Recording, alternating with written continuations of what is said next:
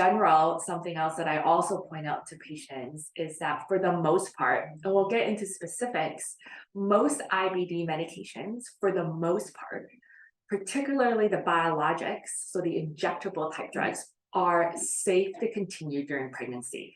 So again, don't make any decisions without telling your doctors about stopping your Crohn's and colitis medications.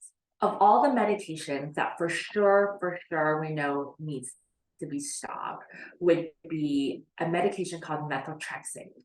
In general, over the last 10 years, there are fewer and fewer patients on this medication called methotrexate, but I'm very, very clear that this is not a medication that can be continued even while you're trying to get pregnant. And really everything else that's a biologic, that's an injectable, so drugs that you're probably heard of before, if not already on it, and I'm just going to give a list of them. So drugs called infliximab, different brand names, Remicade, adalimumab, again, brand name Humira. Some of you may recognize the name vedolizumab, brand name Entyvio, ustekinumab, brand name Celera. Again, these are all injectable drugs, and they have been shown in studies to be generally safe for pregnancy. Now, there are nuances to that. Some of the older biologics we have more information on. Some of the newer biologics that just entered the market the last 5 to 10 years, we have less information on. So this is a general principle. So this doesn't, again, replace the fact that you should speak one-on-one with your physician that's prescribing these medications. But I always say, as a general start, these medications are safe to continue while pregnant. And again, the only one that's not is the drug called methotrexate. So how do I know this? How do I know that it is safe to continue biologics?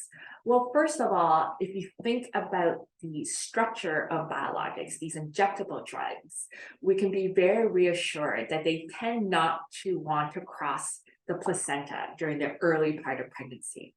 And because they don't cross the placenta in the first or early part of second trimester, they will not cause what we call congenital anomalies. So for example, you hear about these scary things like a congenital heart disease or cleft lip, for example. Those developmental abnormalities happen in the developing fetus during the first trimester. And so when you're on biologics, the good news is they don't cross the placenta when the fetus is forming important structures. So that's something that you do not have to worry about. So in 2022 and soon to be this year, we will have a total of 3 other new drugs that I should probably talk about. They are not biologics, they are small molecules.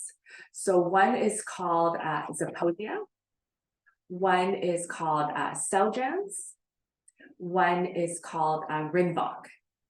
And these medications, because they are new, we have very limited data on. They're all oral drugs. And for now, we recommend that women do not start them at the time that they are trying to get pregnant. So a very practical example would be if I have a woman in my clinic, I was thinking of starting them on one of these new drugs, but they tell me they're going to get pregnant in the next year or so, I would not start any of those 3 medications. Similarly, if I already had a woman on them, we would counsel about stopping them, getting them on another drug that has a safety record for pregnancy before trying to get pregnant. So similar to what I said about methotrexate, these 3 new drugs I would not use during pregnancy because we have very limited data.